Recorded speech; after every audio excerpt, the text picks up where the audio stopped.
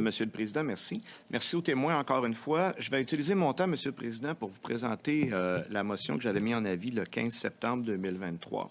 Comme je ne voudrais surtout pas manquer de respect envers les témoins qui se sont déplacés avec nous ce matin, je ne vous demanderai pas de débattre tout de suite la motion. Je vais simplement l'annoncer, comme ça l'étude pourra se poursuivre.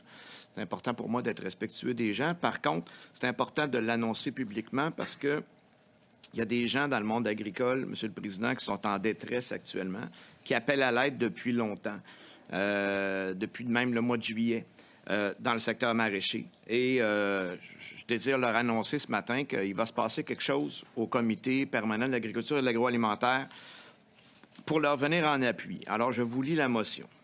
Que, conformément au paragraphe 108 du règlement, le Comité permanent de l'agriculture et de l'agroalimentaire entreprenne une étude sur les programmes d'assurance et l'aide fédérale accordée au secteur horticole qui souffre plus directement des aléas climatiques.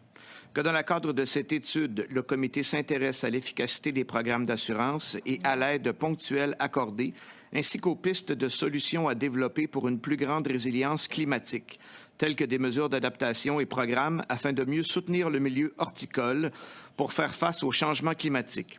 Que le comité y consacre au moins 6 réunions, que le comité entende les témoins en lien avec cet enjeu, qu'il fasse rapport de ses observations et de ses recommandations à la Chambre et que, conformément à l'article 109 du règlement, le comité demande au gouvernement de déposer une réponse globale au rapport. Évidemment, on pourra avoir une certaine flexibilité avec les collègues tantôt dans la séance à huis clos là, pour la formulation finale, le nombre de séances et ainsi de suite.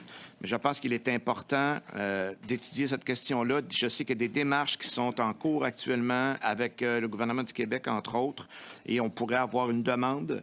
Puis, à un moment donné, il va falloir donner un signal au niveau fédéral. Ce sont des programmes d'assurance qui sont partagés. Et il va falloir qu'on soutienne notre monde parce qu'on ne pourra pas éternellement demander à nos producteurs de mettre 2-3 millions dans le champ au printemps, puis de leur dire, si tu as de la misère dans le restant de l'année, tu t'arrangeras avec tes troubles parce que ces gens-là vont se mettre à faire autre chose. Il s'agit de notre résilience alimentaire puis du respect le plus élémentaire pour les gens qui nous nourrissent. Puis ça fait 2 minutes et demie, Monsieur le Président, j'ai été super bon. Merci.